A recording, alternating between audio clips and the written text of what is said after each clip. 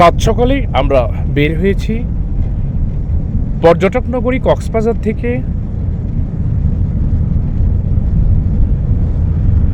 সৌন্দর্য উপভোগ করতে করতে টেকনাফের উদ্দেশ্যে। সকালে একটু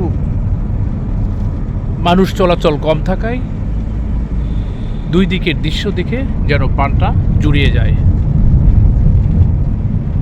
বেলা বেড়ে যাওয়ার সাথে সাথে এই সড়কগুলোতে পর্যটকদের আনাগোনা ঘটে। তবে নিরিবিলি এই সৌন্দর্য উপভোগ করতে খুব সকালে আসার কোনো বিকল্প নেই। কিছু পর্যটক বের হয়েছে বাইকে করে, তারা উপভোগ করছেন এখানকার এই সৌন্দর্য। যদিও সেগুলো ভাড়ায় চালিত, সাধারণত ভাড়ায় চালিত বাইকগুলো নিয়েই এই পর্যটক এলাকাতে উপভোগ করেন এই সৌন্দর্যগুলো।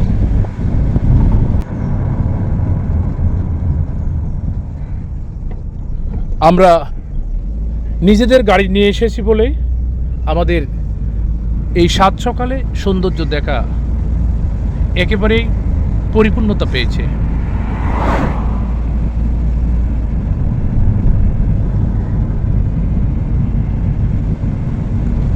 সামনের ডান দিকে সমুদ্রের উপর দিয়ে বয়ে যাওয়া ঝাউবন। ঝাউবনে প্রবেশ করার জন্য বাঁশের সেতু ব্যবহার করেছেন।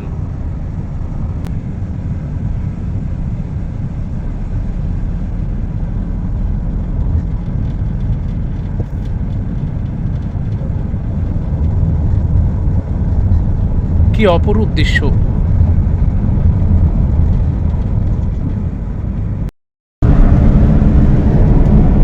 একদিকে সমুদ্রের জলরাশি, অন্যদিকে পাহাড়। পাহাড়ের গা ঘেঁষে একদম লাল রঙের মাটি, যেটি টেকনাফের রাস্তাকে আরো মুখরিত করে তুলেছে।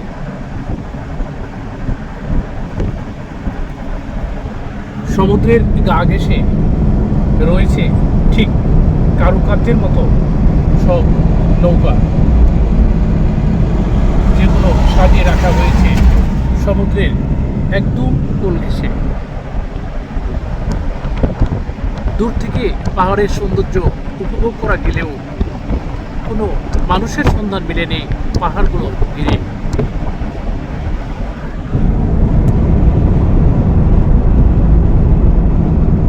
সমুদ্রের সাদা ঢেউয়ের মাঝেই দেখা মিলছে দুই একটি জেলেদের নৌকা।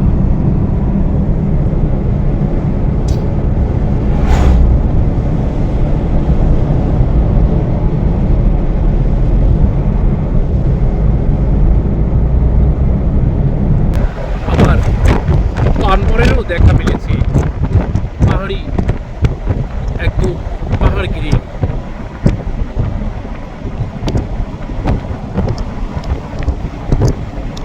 পাহাড় অঞ্চলে এমন পানের চাষ পূর্বে থেকেই প্রচলন রয়েছে। দূর থেকে মনে হবে যেন পাহাড়ের সাথে পাহাড়ের আকাশের নীল রেখার একটি মিল রয়েছে।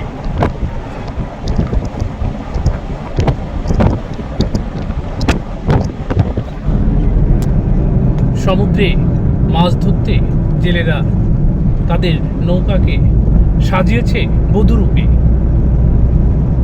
লাল নীল সকল নিশান দিয়ে নৌকাগুলোকে আরো সৌন্দর্য করে তুলেছে।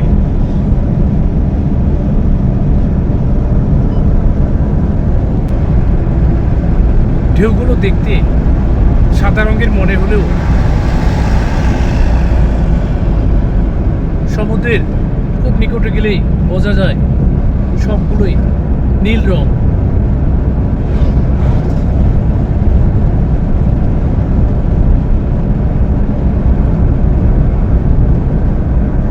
বাম দিকের পাহাড়গুলোতে পাহাড়ের কোল ঘেঁষে চাষ হয় সবজি, যেগুলো পাহাড়িরাই দেখভাল করে থাকেন।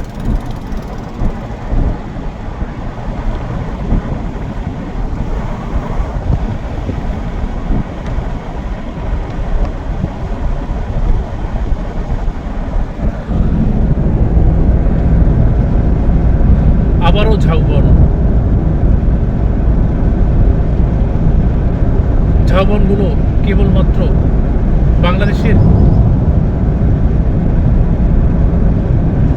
পর্যটক স্থানগুলোতেই দেখা যায়।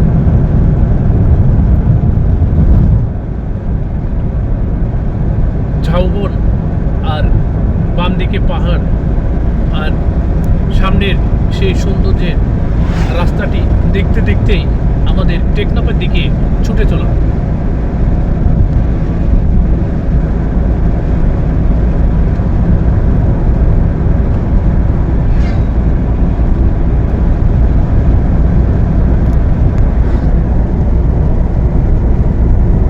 খুব সকাল সকালে বের হলেও আমরা ভেবেছি দুপুরে কক্সবাজারে ফিরে আমরা দুপুরের খাবার সেরে নেব।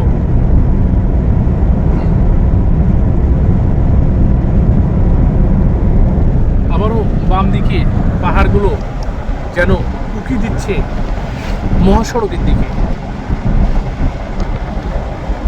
দূর থেকে মনে হচ্ছে মেঘগুলো পাহাড়ের সাথে একেবারে গা ঘেঁষেই সৌন্দর্যকে আরো বাড়িয়ে দিয়েছে। ঠিক আমাদের গাড়ির সামনে আরো একটি ভাড়ায় চালিত গাড়ি, সেটিতে আমরা দেখছি কয়েকজন নারী পর্যটক উপভোগ করছেন এই সড়কের সৌন্দর্য। তার সামনেও কয়েকটি গাড়ি রয়েছে।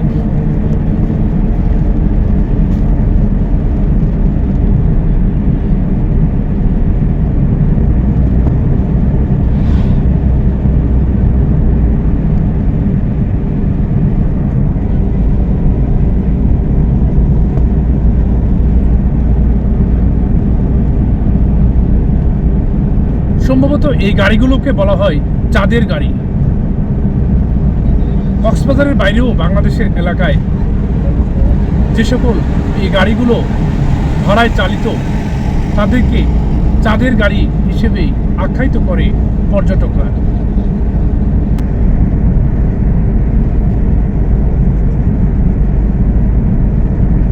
ক্যামেরা ডান দিকে ঘোরালেই সমুদ্রের নীল রাশি আর ঝাউবনের বাগান।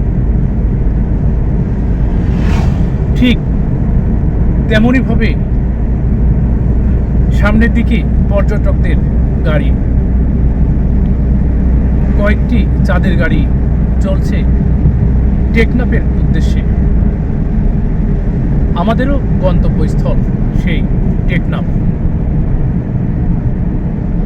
টেকনাফ মিয়ানমারের পাশ দিয়ে বয়ে যাওয়া বাংলাদেশের সীমান্তবর্তী এলাকায় নাফ নদী, সবগুলোই আমরা উপভোগ করার চেষ্টা করব।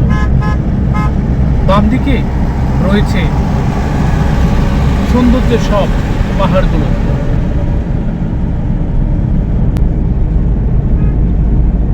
এখানেও চাঁদের গাড়িতে দাঁড়িয়ে নারীরা উপভোগ করছেন দুই দিকের অপরূপ সৌন্দর্য।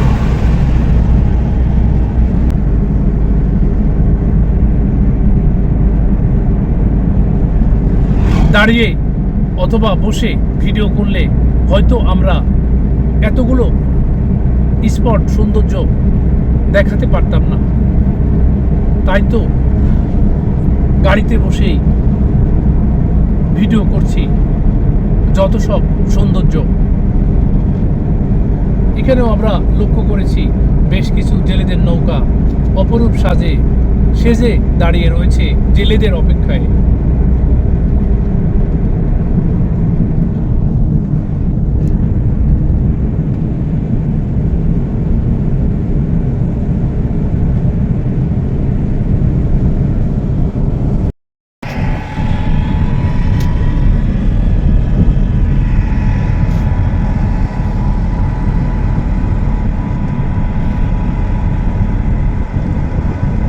পর্যটকদের মন কেড়ে নেওয়া নীলাভূমি।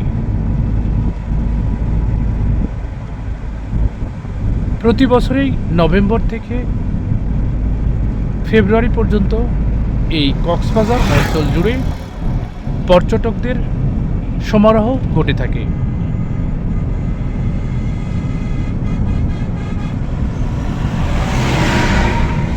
সমুদ্রের এই নীলারাশি যেন দেখতে দেশের প্রতিটি অঞ্চল থেকে মানুষ ভিড় করে থাকে।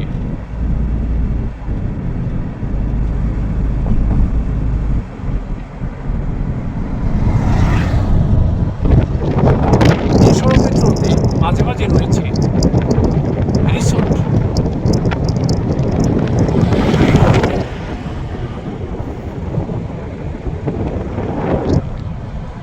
রিসোর্টগুলো দেখলেই ইচ্ছে হবে এখানেই একদিন থেকে যাই। এই রিসোর্টগুলোতে ঘুরতে আসে